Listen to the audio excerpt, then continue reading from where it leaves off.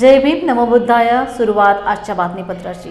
भारतीय बौद्ध ज्ञानालंकार शिक्षण संस्था मुळावा, तालुका उमरखेड, जिल्हा यवतमाळ, शाखा महाविहार, बावरीनगर, नांदेड येथे श्रावणी पौर्णिमेनिमित्त महाउपासक डॉक्टर SP गायकवाड यांच्या मार्गदर्शनाखाली परित्राण पाठ व भिक्खूंची धम्मदेसना कार्यक्रमाचे आयोजन करण्यात आले होते।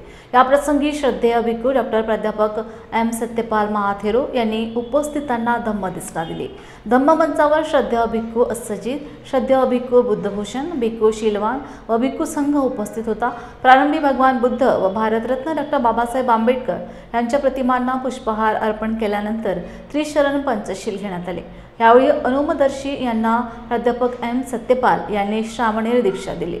धम्मदेसनेचा लाभ घेण्याकरता नांदेड शहर व परिसरातील बौद्ध उपासक उपासिका मोठ्या संख्येत उपस्थित होते।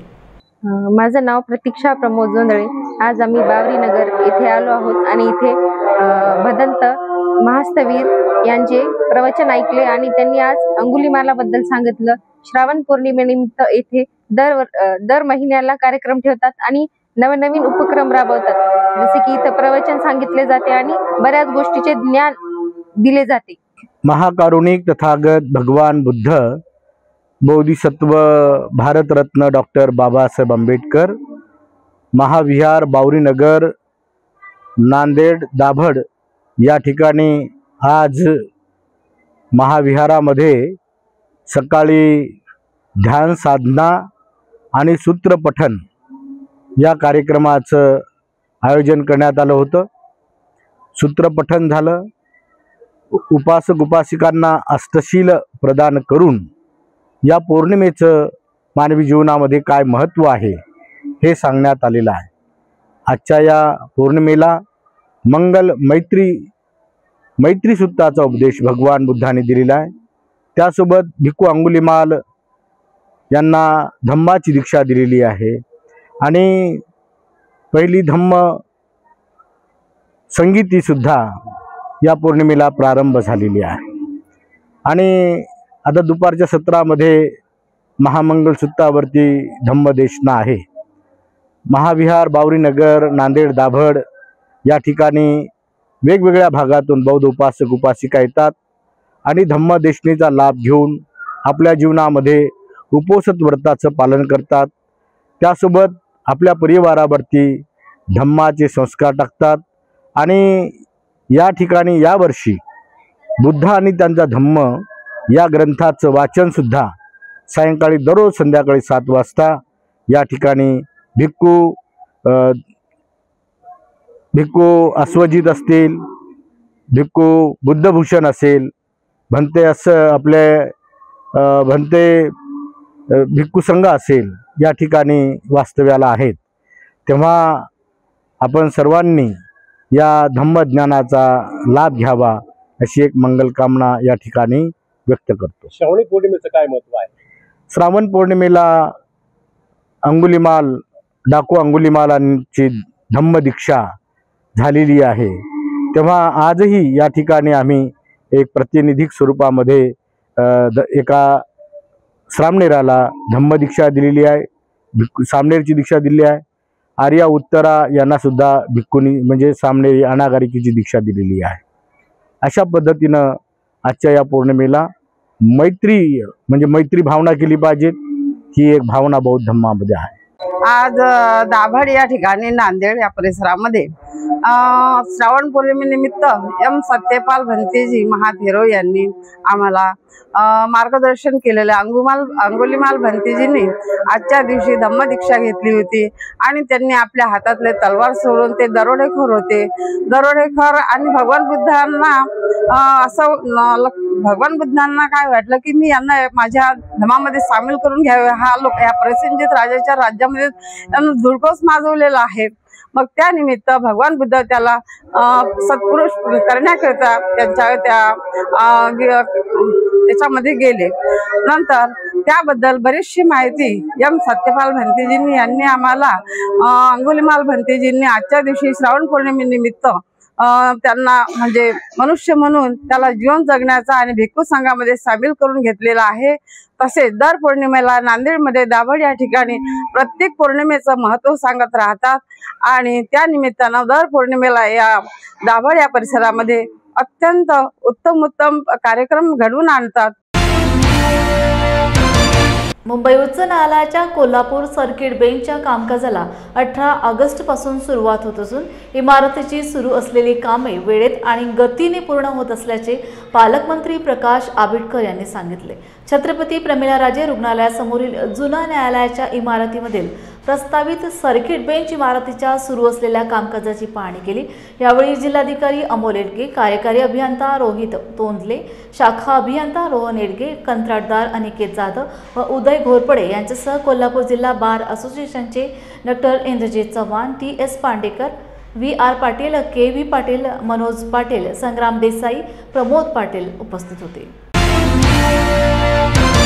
ची सुरुवात होते आणि सर्किट बेंचची जी सुरुवात होते त्या इमारतीची पाहणी करण्यासाठी बार असोसिएशनचे सर्व सन्मान्य पदाधिकारी आम्ही इथं आलो। कोल्हापूरच्या इतिहासामध्ये राजर्षी शाहू महाराजांच्या काळापासून जे काही एकूण सगळी व्यवस्था होती तीच व्यवस्था आता आम्ही पुनर्जीवित होते असं म्हणायला हरकत नाही। खूप आनंदाचा आणि अभिमानाचा क्षण आपल्या तमाम 6 जिल्ह्यातल्या कोल्हापूरसह 6 जिल्ह्यातल्या सर्व लोकांच्या नागरिकांच्यासाठी वकिलांच्यासाठी आहे। काम गतीने चाललंय आणि मला असं वाटतं की 17 तारखेपर्यंत सर्व काम पूर्ण होऊन 17 तारखेला प्रत्यक्ष कामाचा सर्किट बेंचचा शुभारंभ सुद्धा या ठिकाणी होतो। ही पाहणी करण्यासाठी आम्ही इथं आलो होतो। इथल्या कामाची गती चांगली आहे आणि मला वाटतं की वेळेत हे लवकर पूर्ण होईल। खूप चांगल्या पद्धतीने लोकांना स्वप्नात असणारं सर्किट बेंच या ठिकाणी सुरू होतंय। हा कोल्हापूरसह 6 जिल्ह्यातल्या सर्वसामान्य नागरिकांच्यासाठी खूप मोठं हे काम आहे। शासनाने प्रत्येक अधिकारी व कर्मचारी यांनी त्यांची कार्यालयात उपस्थिती होताना बायोमेट्रिक मशीनवर नोंदविणे बंधनकारक केले आहे। त्यानुसार जिल्हाधिकारी कार्यालयासह जिल्ह्यातील सर्व उपविभागीय तहसील कार्यालयात बायोमेट्रिक मशीन बसविण्यात आली आहे। मात्र यामध्ये थंब लावत असताना येणाऱ्या तांत्रिक अडचणीमुळे वेळ लागत असल्याने व याचा फटका कर्मचाऱ्यांच्या पगारावर बसत असल्याने शासनाने बायोमेट्रिक हजेरीकरिता वेळ वाढवून द्यावा अशी मागणी कर्मचाऱ्यांकडून करण्यात आली आहे। 2 ते 3 वेळा पुन्हा प्रयत्न करून उपस्थिती नोंदवावी लागते। त्यामुळे कर्मचारी 9:45ला सकाळी कार्यालयात उपस्थित असताना 9:46ला जरी त्यांची उपस्थिती दर्शविली तरी ती उशिरा उपस्थिती दर्शविल्या जाईल। कार्यालयात बायोमेट्रिक सिस्टममध्ये थंब देताना एका कर्मचाऱ्याला किमान 1 ते 2 मिनिटपेक्षा जास्त वेळ लागतो। थंब देण्यासाठी 5 कर्मचारी जरी रांगेत असले तरी त्यांना कार्यालयात वेळेत पोहोचून सकाळी 9:45 नंतर उपस्थिती लागल्यास कर्मचारी उशिरा उपस्थित झाल्याची नोंद बायोमेट्रिक प्रणालीमध्ये होते। मात्र यामध्ये वाढ करून 9:45 ते 10:10 पर्यंत उपस्थिती नियमित उपस्थितीमध्ये मंजूर करण्यात यावी व सकाळी 10:10 ते 11:15 ही वेळ उशिरा येण्यासाठी मंजूर करण्यात यावी। याशिवाय बऱ्याच वेळेस कार्यालयात काम करणारे कर्मचारी 6:15 नंतरही कार्यालयात कामकाज करतात, तर अशा परिस्थितीत सदर कर्मचारी यांनी सदर दिवशी उशिरा उपस्थिती नोंदविली असेल, त्यांना कामकाजाचे तास भरून काढत असतील तर तो कालावधी हा कर्तव्य कालावधी गणण्यात बाधा निर्माण होईल। त्याचप्रमाणे ज्या कर्मचारी यांना सुट्टीच्या दिवशीही कार्यालयीन कामकाजासाठी बोलवण्यात येते किंवा ते कर्मचारी सुट्टीच्या दिवशी कार्यालयात उपस्थित राहून प्रलंबित कामकाज पूर्ण करीत असतील अशा कर्मचारी यांना बदली रजा देण्यात यावी। सर, आज आम्ही मागील आठवड्यामध्ये बायोमेट्रिकद्वारे हजेरी कर्मचाऱ्यांची घेणं सुरू केलेली आहे। त्या अनुषंगाने आज आम्ही निवेदन दिलेलं आहे की कार्यालयीन जी वेळ आहे ती 9:45ची कर्मचाऱ्यांची हजर राहण्याची आहे। परंतु बऱ्याच वेळेस असं होते की हेच कर्मचारी कार्यालयीन वेळ 9:45 ते 6:15 आहे।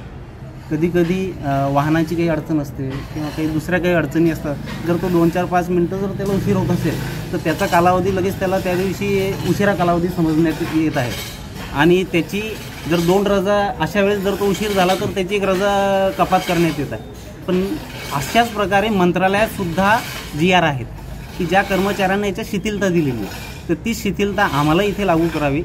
जर आम्ही 10 वाजेला आलो परंतु 6:30 वाजेपर्यंत जर काम केलं असेल तर आम्ही जे आमचं कार्यालयीन वेळ आहे तो काम आम्ही भरून द्यायला तयार आहोत। परंतु या गडबडीत या ताणाताणीत आहे की नाही, एक महसूल डिपार्टमेंट बरेचसे ताण आहेत, बरेचसे कामं आहेत, याच्यात जर एखाद्याचं कमी जास्त झालं तर त्या परिवारावरही कोणतं संकट ओढवू नये। आणि ती एक भावना जिल्हाधिकारी महोदयांनी तसेच उद्या जेव्हा महसूल मंत्री इथे येणार आहेत त्यांनाही आम्ही निवेदन देणार आहोत की ही भावना आपण समजून घ्यावी. ज्या प्रकारे मंत्रालयात नियम आहेत तसे इथेही लागू करावे. आम्हाला काम करावं लागणार आहे, त्याच्यात कोणतीही अडचण नाही. त्या तुमच्या बायोमेट्रिक मशीनचीही काही अडचण नाही. फक्त आमची जी एक टेक्निकली जी अडचण आहे आणि बऱ्याच वेळेस हे पण होते, आता आपण सगळेच मोबाईल वापरतो परंतु नेट नसते, आहे की नाही. मग त्याच्यातही जर एखाद्या सर्व्हरच्या प्रॉब्लेममुळे 1-2 मिनिट उशीर झाला तर तो कर्मचारी कार्यालयात उशिरा हजर झाला असं समजण्यात येते. तर असं समजण्यात येऊ नये हीच एक भावना आम्ही आता जिल्हाधिकारी महोदयांसमोर व्यक्त केली. शासनाने जे आता कर्मचारी बायोमेट्रिक थंबचे चालू केलेलं आहे ते तर पूर्वीपासूनच आहे, परंतु त्याच्यामध्ये वेळेचं खूप आता बंधन झालेलं आहे. म्हणजे 9:45 खास करून महिला वर्गाला खूप याच्यामुळे त्रास होत आहे.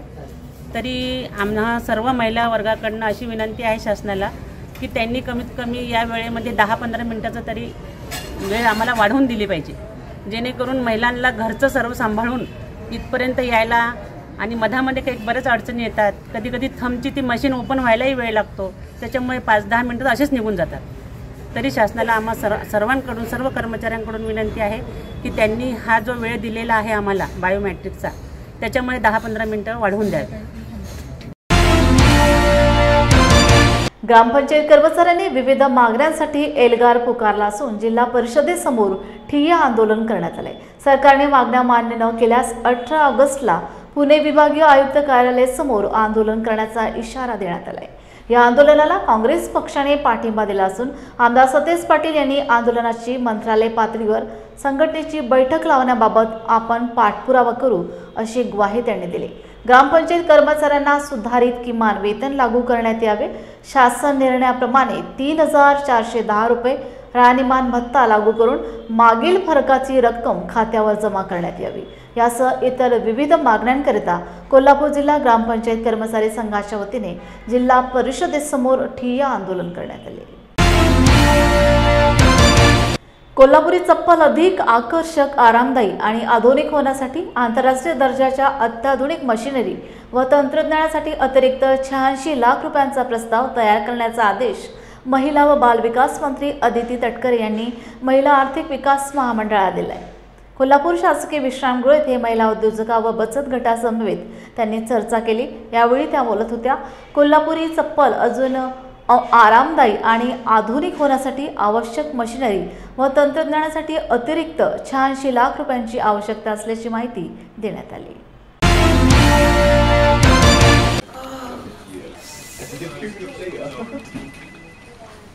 बॉस ने मीटिंग बुलाई. क्या यार, आदमी की तकलीफ को तो समझो.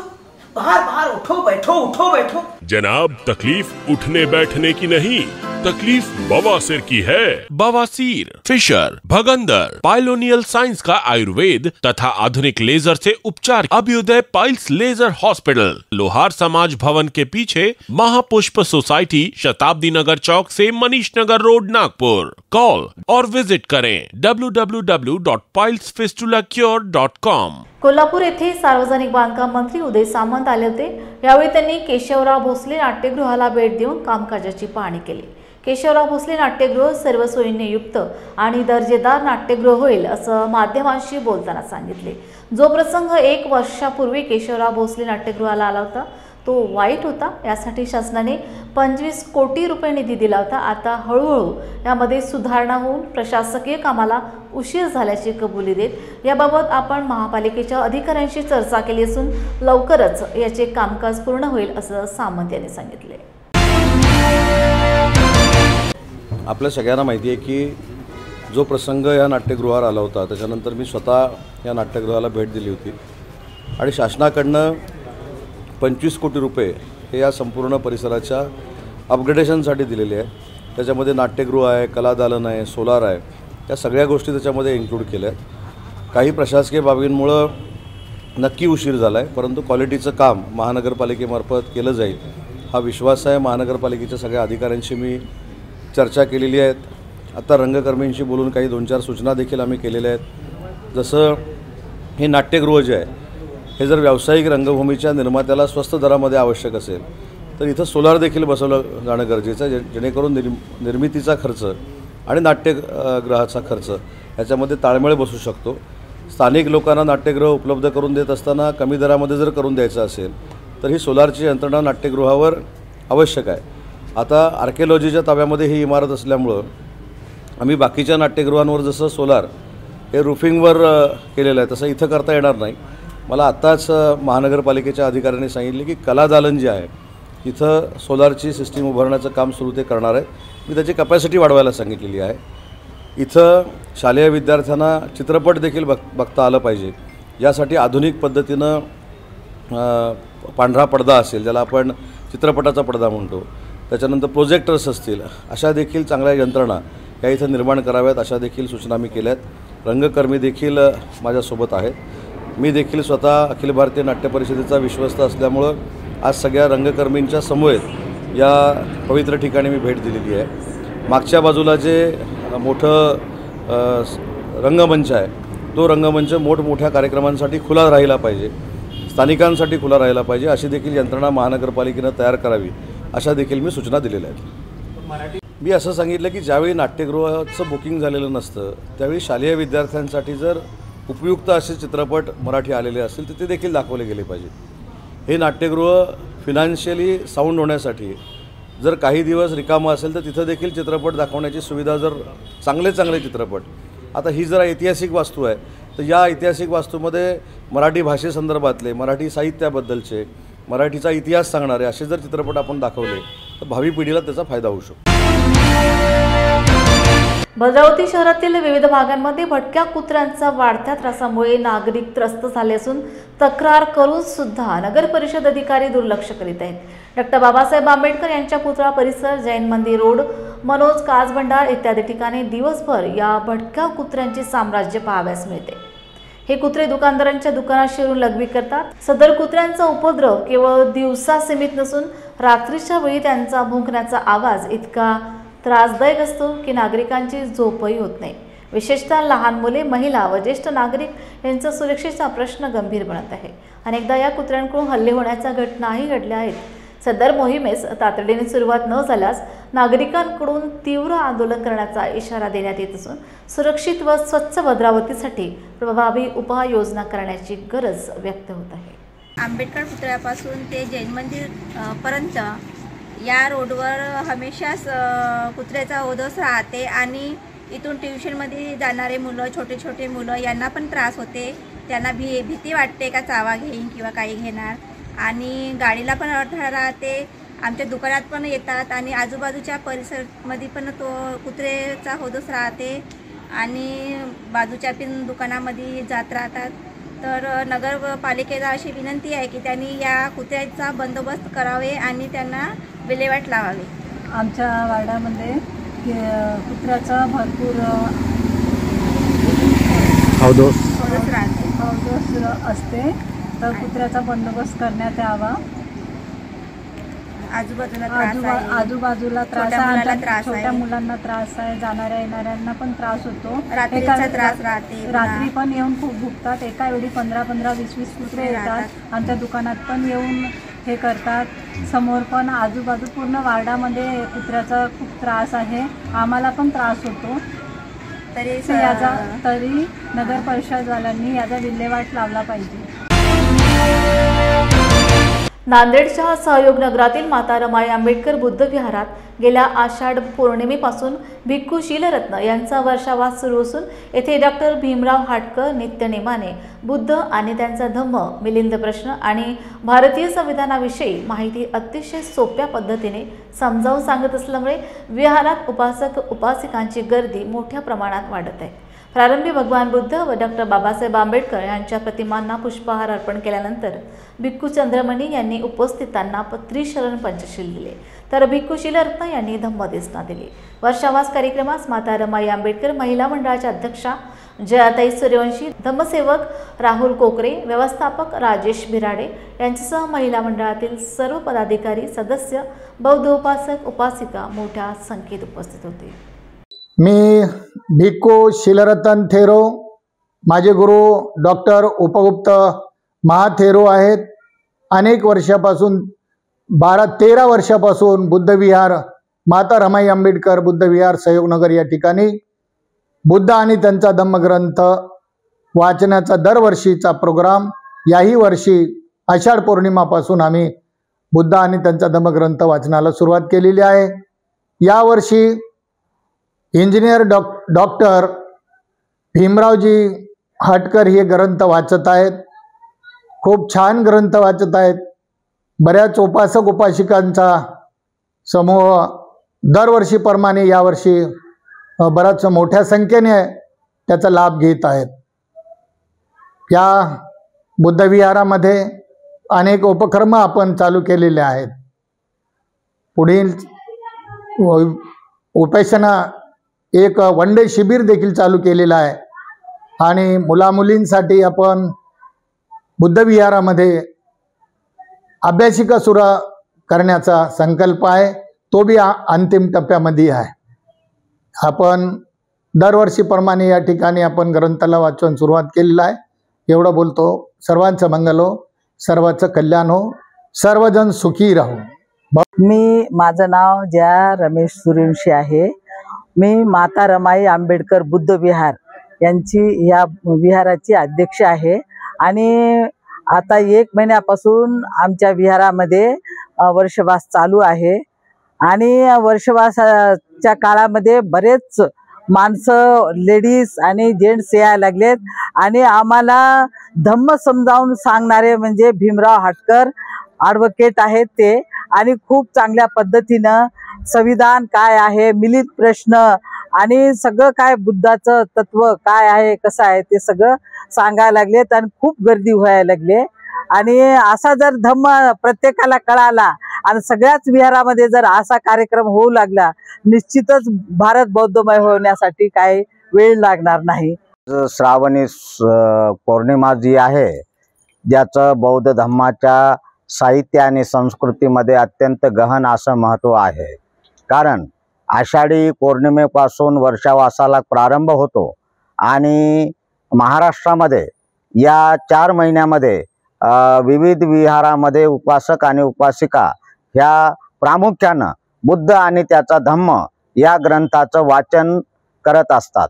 यावर्षी रमा माता आंबेडकर नगरातील या विहारामध्ये, सहयोगनगर येथील या विहारामध्ये बुद्ध आणि त्यांचा धम्म हा ग्रंथ मी स्वतः वाचन करीत आहे आणि त्यामुळं या ग्रंथाच्या वाचनाच्या या उपक्रमाला या नगरातील जवळपास दररोज 60 ते 70 उपासक आणि उपासिका उपस्थित राहतात आणि अत्यंत उत्स्फूर्तपणे या ग्रंथावर चर्चा, चिकित्सात्मक दृष्ट्या या ग्रंथावर चर्चा या ठिकाणी होत असते।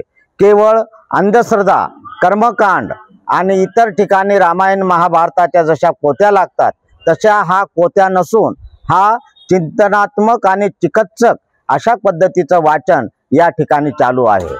आणि म्हणून मी सर्व बंधुजनांना, उपासक उपासिकांना आजच्या पौर्णिमेनिमित्त शुभेच्छा देतो। क्या हुआ बहू? माँ, पाइल्स की बहुत तकलीफ हो रही है। तो तुम गुदरोग सर्जन के पास क्यों नहीं गई? देखो, जैसे हार्ट के लिए हार्ट स्पेशलिस्ट, ब्रेन के लिए ब्रेन स्पेशलिस्ट, तो पाइल्स के लिए पाइल स्पेशलिस्ट क्यों नहीं? स्त्री हो या पुरुष, टॉयलेट में तकलीफ केवल पाइल्स ही नहीं, और भी कई प्रकार के गुदरोग तथा कैंसर भी हो सकता है। इसीलिए इसकी प्रत्यक्ष जांच जरूरी है। ठीक है माँ, पर जांच के लिए हम जाएंगे कहाँ? वही काले आयुर्वेदिक पाइल्स हॉस्पिटल में। लेकिन माँ, प्रेगनेंसी में पाइल्स की दवाइयाँ? प्रेगनेंसी में आयुर्वेदिक दवाइयाँ सुरक्षित होती है। जनहित में जारी काले आयुर्वेदिक पाइल्स हॉस्पिटल, औषधि चिकित्सा तथा सर्जरी ट्रीटमेंट उपलब्ध। हमारा पता उमरेड रोड, दिघौरी बस स्टॉप के पास, नागपुर। अधिक जानकारी के लिए वेबसाइट पर जाएं kalepailshospital.com। कोरोना काळात पंढरपूर येथील विठ्ठल मंदिर प्रवेश खुला करण्याबाबत वंचित बहुजन आघाडीचे प्रकाश तथा बाळासाहेब आंबेडकर यांनी पंढरपूर येथे आंदोलन केले होते। त्यामुळे पोलीस प्रशासनाने त्यांच्यावर नियमांचे उल्लंघन तसेच गुन्हा दाखल केलेला होता। त्याचा तपास करून पंढरपूर पोलिसांनी पंढरपूर येथील कोर्टात दोषपत्र दाखल केलेले होते। त्यामुळे प्रकाश आंबेडकर यांना कोर्टाचे समन्स काढले होते। त्या कामी प्रकाश आंबेडकर आज पंढरपूर कोर्टात हजर झाले होते। यावेळी डॉक्टर बाळासाहेब आंबेडकर यांच्या वतीने कोर्टाचे कामकाज डॉक्टर दत्तात्रय कापुरे, डॉक्टर आकाश कापुरे यांनी वकील म्हणून काम पाहिले, तसेच शेकडो कार्यकर्त्यांनी तोफा गर्दी केल्यामुळे संपूर्ण कोर्ट परिसर गजबजून गेला होता। यावेळी पंढरपूर बार असोसिएशनच्या वतीने बाळासाहेब आंबेडकरांचा सत्कार करण्यात आला। आज तुम्हाला या ठिकाणी या केसच्या माध्यमातून आपण या ठिकाणी आम्हाला उपस्थित झाला। आमच्या अधिवक्ता संघातील सर्व सदस्य, पक्षकार आणि या भागातील जो बहुजन विचारवादी लोक आहेत या सर्वांना आज या ठिकाणी हा भाग्याचा सोनेरी दिवस म्हटला तरी वागू ठरणार नाही।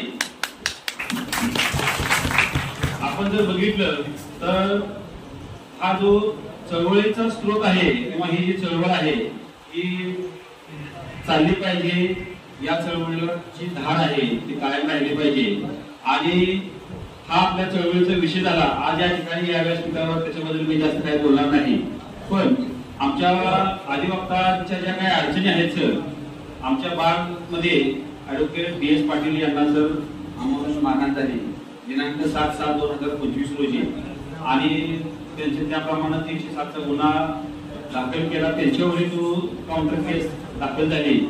त्या केसच्या अनुषंगाने आमच्या अधिवक्ता संघातील आमचे 2 शूरवीर ॲडव्होकेट शक्तिमान माने आणि ॲडव्होकेट प्रतापसिंह शेळके सर ही लोक उपोषणाला बसली। या उपोषणाची दखल सर राज्यभर घेतली गेली आणि सर हे उपोषण होतं केवळ ॲडव्होकेट प्रोटेक्शन ऍक्ट लागू झाला पाहिजे। त्या ठिकाणी आम्ही सुरक्षित राहणार नाहीत, आपण सुरक्षित राहणार नाहीत, आपण एक लोकभूमिक आपण नेतृत्व आहे, आपण चळवळीमध्ये काम करताय, आपले जे आंदोलन आहे, आपली जी चळवळ आहे त्याला एक विशिष्ट प्रकारची धार आहे। त्याचं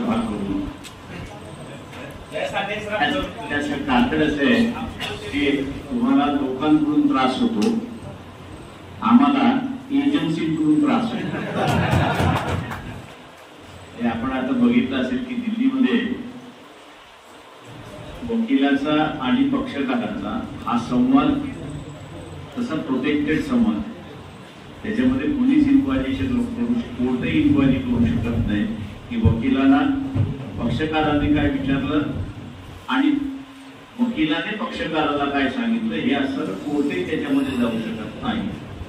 परंतु ईडीच्या अधिकाऱ्याने दिल्लीतल्या 2 वकिलांना नोटीस पाठवून त्यांची चौकशी केली आणि त्यांनी असं सांगत असताना की आम्ही असं प्रोटेक्टेड आहोत, कायद्याने प्रोटेक्टेड आहोत, आम्ही तुमच्यासोबत बोलू शकत नाही, तरी त्यांना 12-12 तास तिथे डिटेन करण्यात आलं। सुप्रीम कोर्टामध्ये असं पिटिशन गेलं चीफ जस्टिसकडे आणि चीफ जस्टिसने मग असं रुलिंग दिलं की हे जे प्रोटेक्टेड आहे क्लायंट आणि वकील यांचा असणारा जो संबंध आहे त्याच्यामध्ये तुम्हाला बोलता येत नाही, त्यांनी खालीच केलं। त्याच्यामुळे मी असताना मानतोय की हळूहळू ज्या ज्या ओपन स्पेसेस आहेत या ओपन स्पेसेस वरती आता मोठ्या प्रमाणात एक अटॅक होतोय अशी असणारी परिस्थिती। व्यक्ती स्वातंत्र्य हा एक भाग आहे हे आपण नसताना मानतो, पण त्या व्यक्ती स्वातंत्र्यातून जे कम्युनिकेशन होतं त्या कम्युनिकेशनला आता असताना टार्गेट केलं जातं।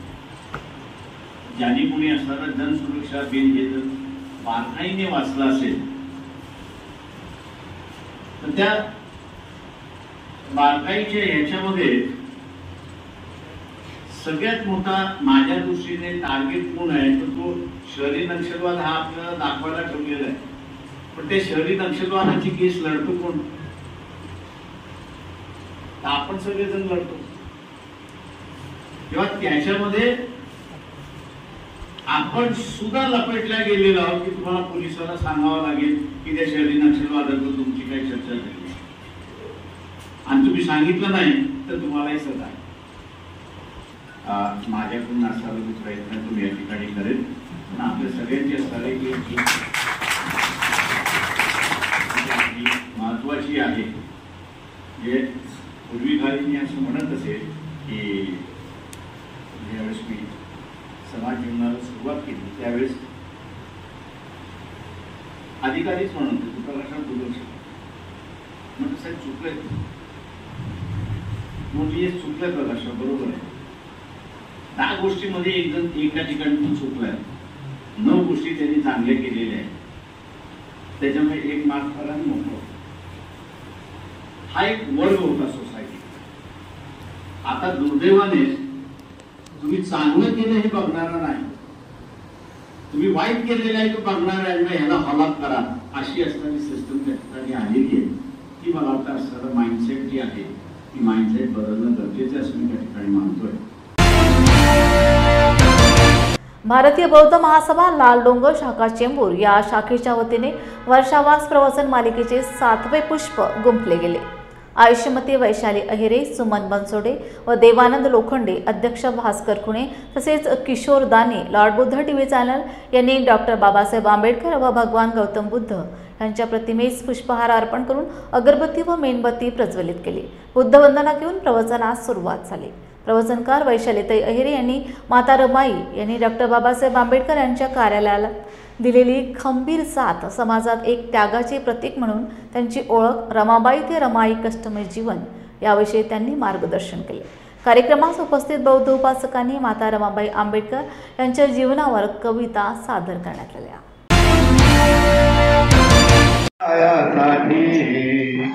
करी कष्ट काम गाळून या घाम, करी कष्ट काम गाळून या घाम, हसऱ्या मुखाने सदा रात होती आणि त्याची रमा वात होती आणि त्याची रमा वात होती.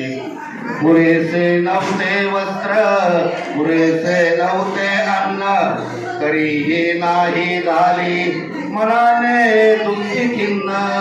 पुरेसे नव्हते वस्त्र, पुरेसे नव्हते अन्न, तरीही नाही झाली मनाने तुमची खिन्न.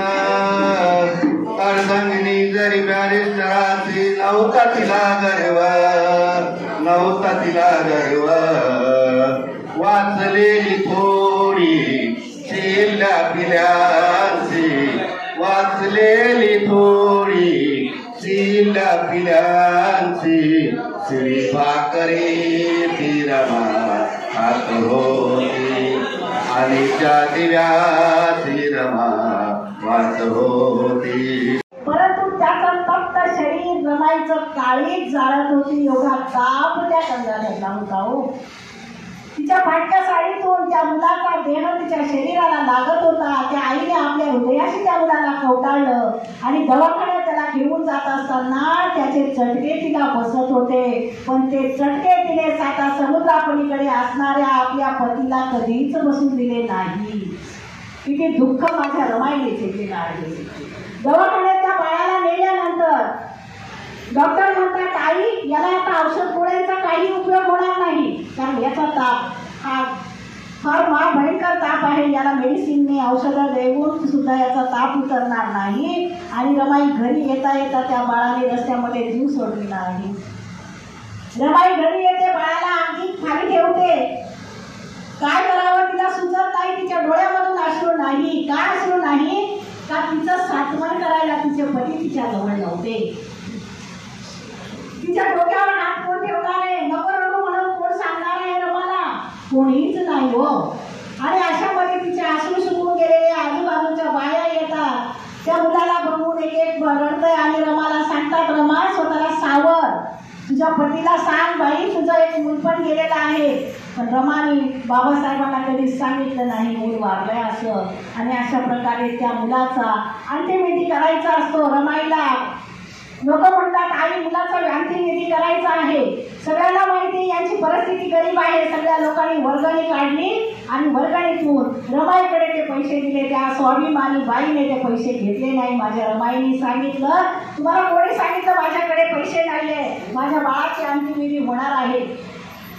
रमाई इकडे तिकडे शोधू लागली. एका रशीवरती दोरीवरती तिचीच पाटकी साडी होती. त्या पाटकी साडीमध्ये त्या बाळाला गुंडाळलेला आहे आणि अंत्यविधीसाठी त्या बाळाला दिलेला आहे. काय म्हटलं असाल तिचा जीव त्या बाळासाठी हो. रमेश घरामध्ये तेव्हा तिने डॉक्टरकडे गेले. तेव्हा डॉक्टर म्हणतो आई या बाळाला 2 तास झालेले मृत्यू होऊन. रमाई घरी येते त्या बाळाचा अंतिम विधी करते. नक्षत्राच्या चांदणीसाठी हिंदू जन्माला आलेली दुसरी रमाई नव्हती, पण ती सुद्धा मुलं 2-2.5 वर्षामध्ये गेलेली आहे. का गेलेली आहे? अहो रमाईला ज्यावेळेस ते मुलं कुशीमध्ये तिच्या होते त्यावेळेस तिला सकस आहार नव्हता. मग ते मुलं सकस कशी जन्माला येतील सांगा तुम्हाला. आणि आता आमच्या सुनाबरोबर असल्या तर काय काजू बदाम दूध हातात देतो. हो माझ्या रमाईला काहीच मिळालं नाही, काहीच मिळालं नाही. एवढं असताना सुद्धा माझ्या रमाईने बाबासाहेबांनी शील पालन केलेलं आहे. माझ्या रमाईने शिलाचं पालन केलेलं आहे. एका ठिकाणी बघा सगळे मुलं वाढले. मुलं वाढल्यानंतर घरामध्ये खायची मारामारी झाली. लक्ष्मी काय म्हणते आपण एका वखारीत कामाला जाऊ. आपली मुलं सकाळी पण उपाशी होती, रात्री उपाशी राहतील. रमा चलला.